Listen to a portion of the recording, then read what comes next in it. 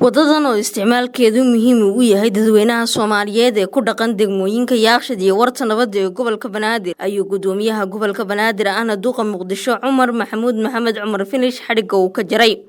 munaasabada xarig jarka wadada ayaa waxa goobjoog ka ahaa gudoomiye ku-xigeenka maamulka iyo maaliyadda gobolka Banaadir Ibrahim Cumar Mahadalle Ibrahim Dheere gudoomiyaha degmada Warta Nabadda Zeynab Xabsi xubno kale oo ka tirsan maamulka gobolka Banaadir dadweyne iyo sidoo kale dhalinyaro ugu horeyntii gudoomiyaha degmada Warta Nabadda ee gobolka Banaadir Zeynab Xabsi oo goobta ka hadashay ayaa waxa ay tilmaamtay muhiimadda ay leedahay dhismaha wadadani waxaa la dhagax dhigay 3 Juulaay Allah u raxmado gudoomiyihii hore gobolka Banaadir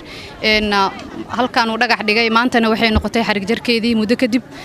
shacabka reer Warta Nabadda iyo Yaaqshiid oo isku duuban dhamaantood aad bay uga mahad celiyeen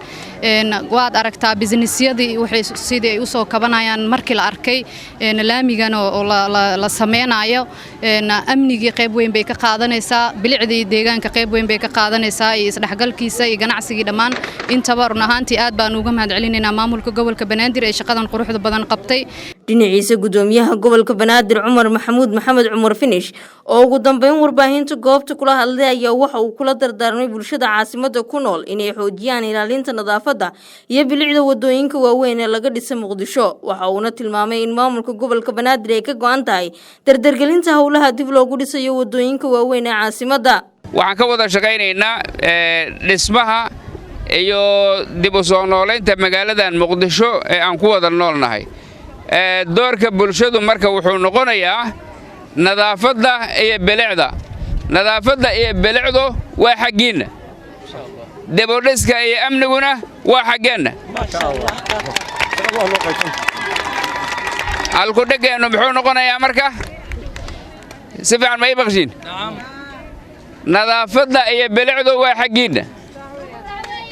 iyo ila shido meesha la dhisay ee sida aroo kale laga dhigay waa inay dhalaalaysaa waa inay dhalashaa waa in nalalkeedu ay shidan yihiin waa in nadaafadeedu ay tahay si heersara ay tahay annagu markaas waxaan ku dhiiranaynaa meel kasta in aan dhisno